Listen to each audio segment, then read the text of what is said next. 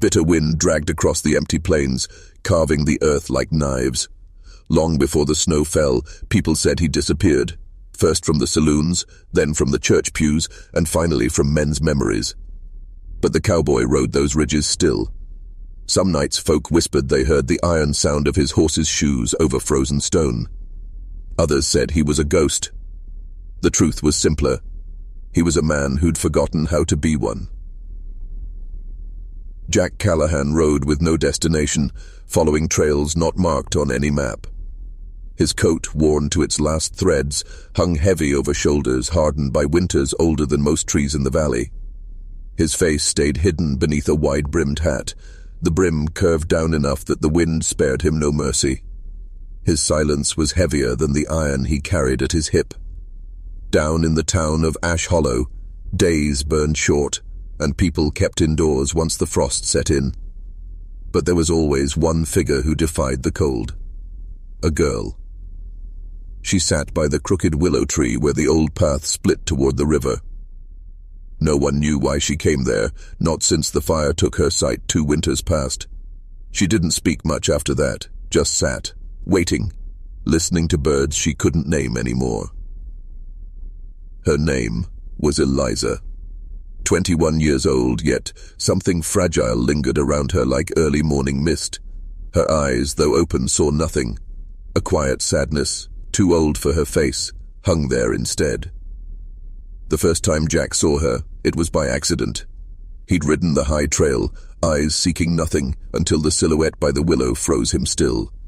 At first, he thought she was lost, a shadow mistaken for flesh, but the way her hands moved, calmly tracing the air for the tree's rough bark, told him otherwise. She wasn't lost, she was waiting. He watched from distance that day and the next and the next.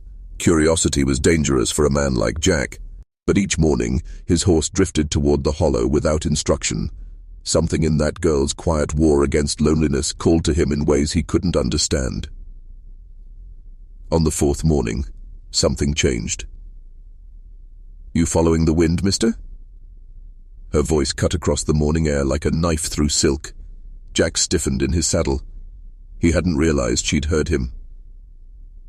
"I heard your horse breathing," she said softly, her head tilted. "He's tired." Jack dismounted, not knowing why. Words came to him like rocks dragged uphill. "He's old," Jack said. His voice rasped, unused, but steady. Silence. Then, to his surprise, she smiled. "Steady's worth more than fast." Jack didn't know what to say to that. He only nodded, though she couldn't see it. From that morning, Jack came daily. Never close enough to alarm her mother, but near enough that Eliza's voice would find him. They spoke little at first. Conversations like worn leather, tough, quiet and necessary. But slowly, Eliza started asking questions about the clouds, about the birds she could no longer see. Jack answered, careful and truthful. He described the sunrise not as colors, but as warmth shifting against the skin. He told her of river smells after storms, of snowflakes sharp against the throat. She listened, her unseeing eyes fixed on nothing yet absorbing everything. Jack never told her his name. One afternoon, when snow dusted the grass, she asked him, "Are you ugly?" Jack froze. "Why?" he finally said. "Because you don't let me touch your face." He felt a pain then, somewhere deep. She was right. He avoided closeness, not out of fear she'd recoil from his scars, but fear she wouldn't, that she'd accept him too easily without knowing the truth he carried like iron in his blood. "You don't want to touch me," he said flatly. "I think I do," Eliza whispered, almost to herself. Our mother, a sharp-eyed widow named Ruth, wasn't blind to her daughter's habits. She saw the change, the way Eliza smiled when returning from the willow. She watched her daughter's careful hands smooth her skirts, waiting, hoping. Ruth heard the man's footsteps leaving before dawn, the careful silence of boots that carried too much weight. One evening, Ruth spoke. "You don't know what he looks like, but I can tell you what he is," Ruth warned. "A man who hides his face, Hides worse things too. He's kind. He's dangerous. Eliza said nothing. She listened, but she returned to the willow the next morning all the same. Jack from a distance heard every word. That day he left earlier. Still, he returned again and again. Each morning, her voice waiting like the morning sun. "You're late. Sorry. No, you're not." And once, as if testing him, "I waited anyway." He crafted her a gift one night, under the flickering lamplight of his lonely cabin. His fingers, rough from years of lasso and steel, carved delicate lines into cedar. A bird whistle, small enough for her pocket, smooth enough for her hands. He left it by her bench the next morning, without saying a word. When she found it, she smiled so softly it broke something in Jack's chest. From then, she wore it like a necklace. Seasons shifted, but the pattern remained. Jack rode down. They spoke. He left before her mother came searching. Yet the more Jack spoke, the more silent he became inside himself. He wanted to tell her who he was, about the ranches he owned, the men who answered to his nod, the fortune rusting away in his ledgers. He wanted to say, "I could change everything for you." But she'd chosen him without seeing, without knowing. He feared that if she knew, she'd only see the man people whispered about. One cold dawn, Jack arrived late. Eliza wasn't at the willow. Panic, unfamiliar and violent, struck him.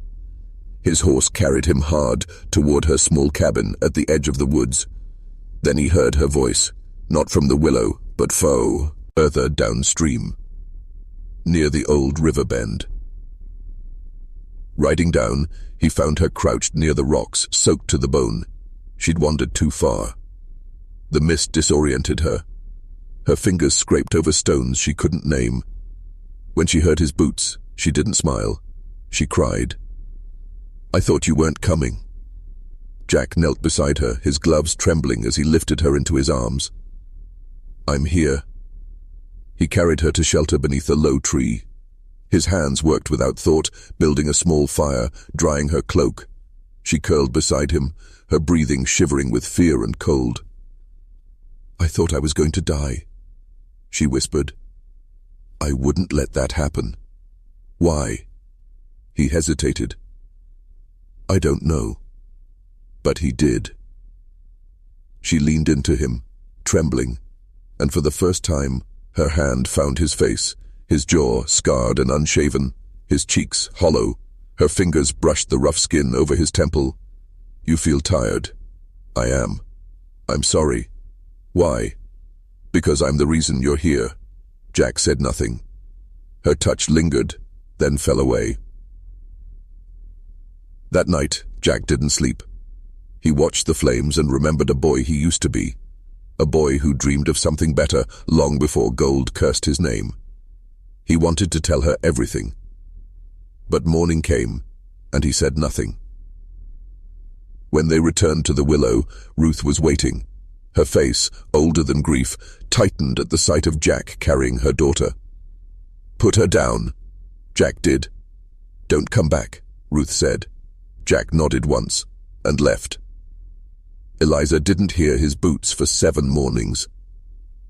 She sat by the tree, alone, until the 8th morning, when Jack placed something in her lap.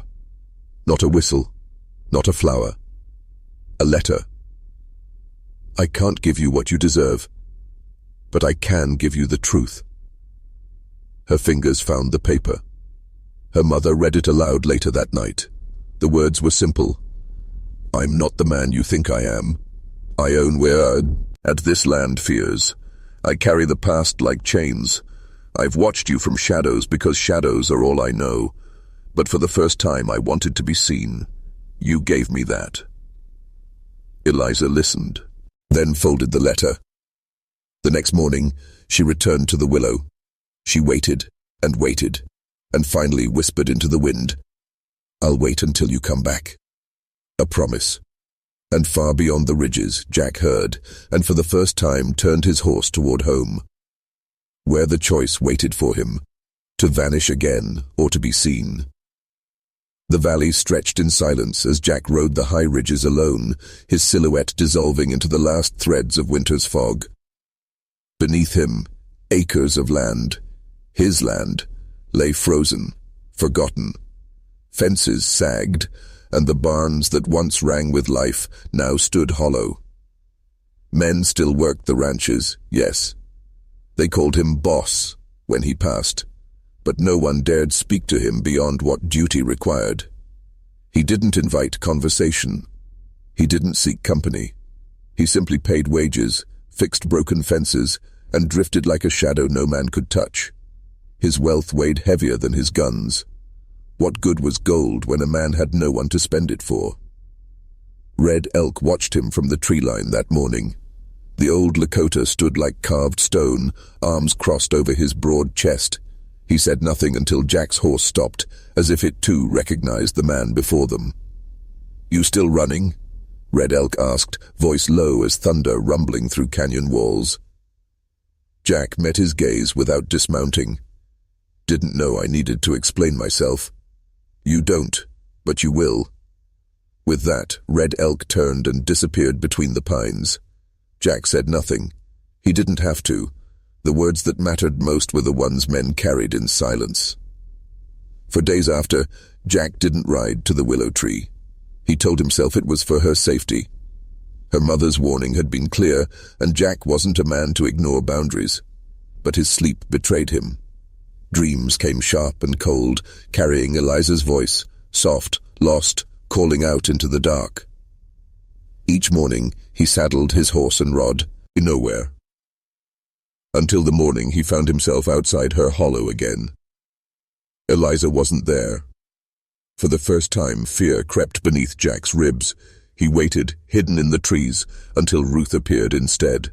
The woman's eyes, hardened by years of loss, scanned the empty hollow as if daring the shadows to step forward. Jack, hidden within them, gripped the reins until his knuckles bled white.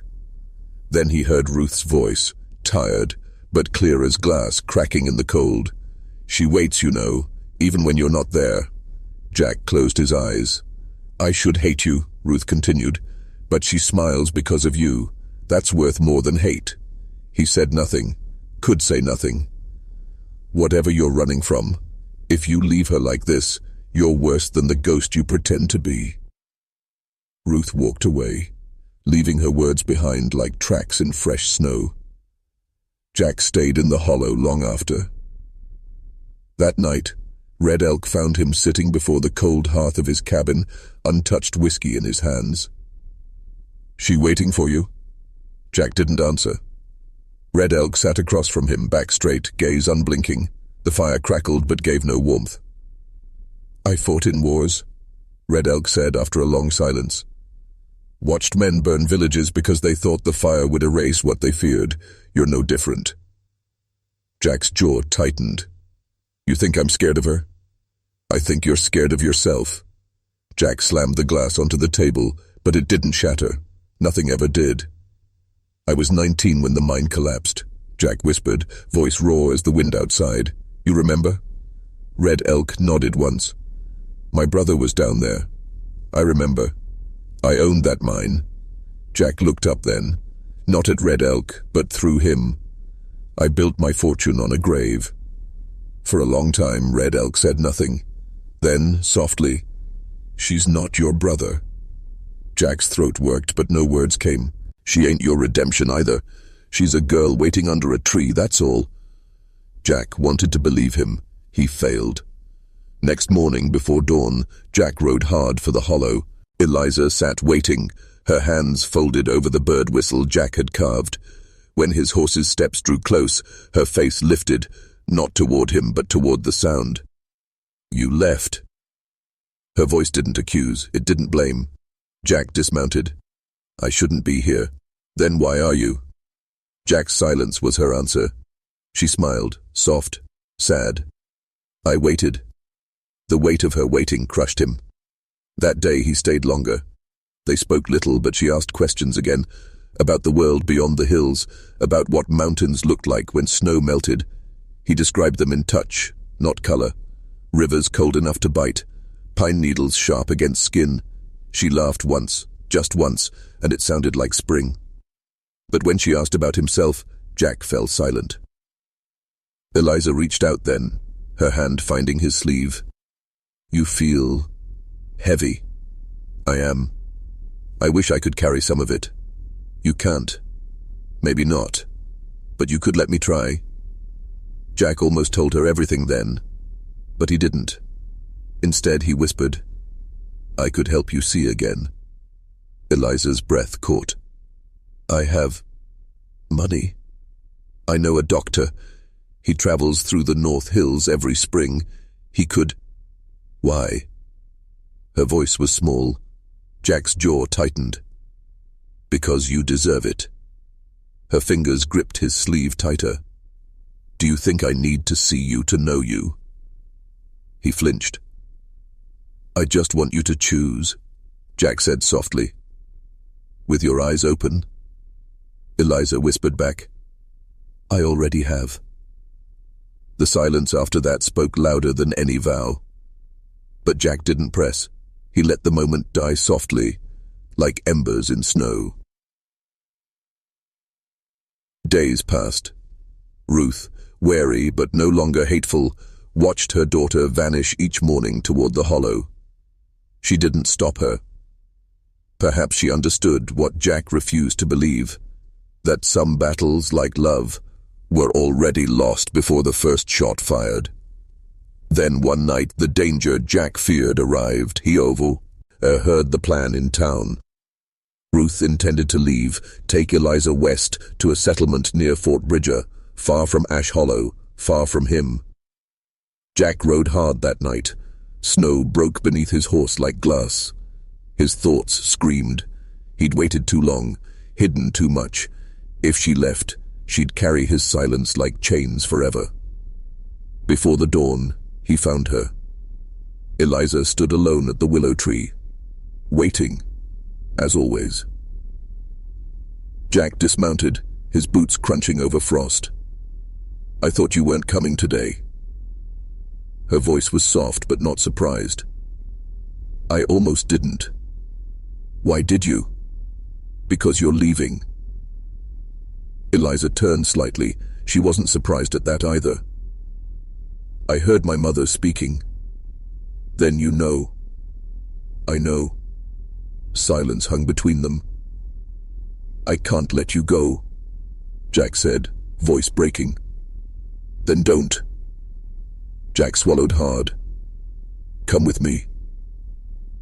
She said nothing. "I'll take you to the mountains. To the doctor. I'll give you back what was taken." Still, she said nothing. "But only if you choose me. Not the life I can buy you." Now Eliza moved. Slowly she stepped forward until her hands found his chest. She pressed her palm over his heartbeat. "I already chose." Jack's voice cracked. "You don't even know my name." "I don't need to." He caught her hand then, trembling, but warm. They left before sunrise. Ruth's tears fell silent as she watched her daughter ride away behind the man she'd once feared. She didn't call out. Some goodbyes needed no sound. The journey was brutal. They crossed ridges steep enough to break horses, rivers black as oil under moonlight. Wolves followed their scent, but red elk found them before the predators did. Wordlessly, he joined their journey. He watched Eliza with the same quiet respect he'd once given Jack's mother. He said little, but when Eliza stumbled, he caught her. When Jack weakened, Red Elk's hand steadied the reins. Eliza never asked about the silent rider who guarded their campfires. Perhaps she understood that some stories weren't hers to ask for. After 5 days, they reached the outpost town buried between mountains. The doctor, an aging German surgeon with clever hands and a graveyard stare, agreed to operate. For a price Jack paid without hesitation. The morning of the operation, Jack stood outside the timber shack where Eliza slept. Snow fell gently, soundless. Red Elk sat nearby, unmoving. "I should be in there." Red Elk didn't look at him. And steal her choice? She might hate me. She might not. She'll see what I am. Then stop being afraid of it. Jack said nothing. He watched the snowfall and whispered Eliza's name to the wind, as if the wind might carry it into her dreams. Hours later, the door opened. The doctor's face gave nothing away. She'll need time. Jack didn't ask what that meant. He just waited. When Eliza finally opened her eyes, it was not Jack who she saw first. It was sunlight, falling, glimmering, gold and gentle through pine branches. Her first word was not his name. It was simply, light. Jack couldn't move, couldn't speak. When Eliza looked for him, he wasn't there. Red Elk found him hours later, standing at the edge of the cliffs above town. She's awake. I know. She's asking for you. Jack didn't answer. She can see. That's the problem. Red Elk's gaze narrowed. You fool. Jack turned away. She'll see what I've been hiding. Red Elk stepped forward, for once angry. She saw you long before her eyes opened. Jack's voice cracked. But now she'll know. He started to walk away. Then he heard her voice behind him. I knew you'd run. Jack froze. Slowly he turned. Eliza stood there, fragile as frost, strong as morning. She looked at him, really looked, at the scars, at the weariness, at the man. Then she stepped forward and placed her hand on his cheek. Her touch was no different than before. You're just as I remember. Jack broke then, in silence, and Eliza, seeing him, chose him again. The mountains stood like silent giants around them as the snow melted into spring. Beneath those towering peaks, life returned slowly, cautiously. Rivers thawed, pines dripped with morning dew, and among it all, Eliza learned to see again. At first the world was too much for her. Color felt like sound, overwhelming and chaotic. The sky's blue frightened her, faces startled her. Even the texture of the earth beneath her boots, now visible, seemed foreign. But there was one sight that grounded her, him. Jack stood at the edge of the ridge, as still as stone, watching the valley below. He barely spoke. The man who'd once knelt beside her fire, carving bird whistles and speaking of sunlight as warmth, now spoke only in nods and glances. He had given her the gift he'd promised, and yet he stood further from her now than he ever had. Each morning she approached him, step by careful step. Each morning he drifted further. He told himself it was mercy. Red Elk, watching from a distance, disagreed. You'll lose her. She deserves a man she can see. She chose a man she already saw. Jack didn't answer. Words didn't change what he felt.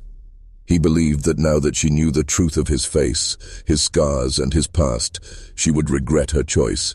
He remembered every night spent building the empire that now sat like iron between them, every wrong decision, every death he hadn't prevented. He wore that past like chains, and chains weren't something you gave to a woman like Eliza. But Eliza saw more clearly than he did. The morning she found him by the frozen river, she spoke without hesitation. I need to understand. Jack turned. His eyes, dark as burned coals, flicked toward her and away. I'm here. I see the world now, but I don't see you. I'm right in front of you.